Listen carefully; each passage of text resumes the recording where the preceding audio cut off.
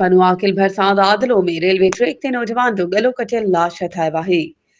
दादलो पुलिस पहुची मर्द खे कानूनी कार्रवाई लाइ ताल के अस्पताल खणाए वई। इन बारे सां वधीक तफ़सील ॾेई रहियो आहे पनु आकिल मां सीएन न्यूज़ जो रिपोर्टर अयाज़ झंडीर। जी अयाज़, छा तफ़सील आहिनि? जी, अव्हांखे अफ़सोसनाक ख़बर बाबति आगाह कंदा हलूं त पनु आकिल लॻ दादलो फाटक वटि हिकु सिसी कटियल लाश हथु आयो आहे।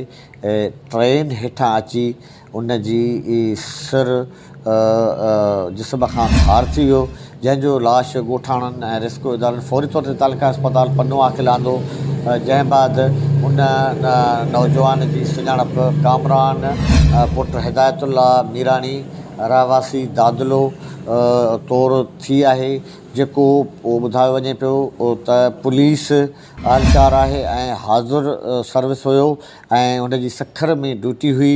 अहिड़े वाक़े बाद SSP सखर अज़हर ख़ान मुग़ल ऐं ॿिया पुलिस एहलकार बि पहुची उन वाक़े जा तफ़सील वरिता आहिनि। जी महिरबानी अयाज़, तफ़सीलनि खां आगाह करण जे लाइ। वधीक ख़बरुनि ऐं अपडेट्स जे लाइ असांजे चैनल खे सब्सक्राइब कयो ऐं हा, बेल आइकन खे प्रेस करणु न विसारिजो त जीअं असांजी हर नई अचण वारी वीडियो तव्हां ताईं पहुची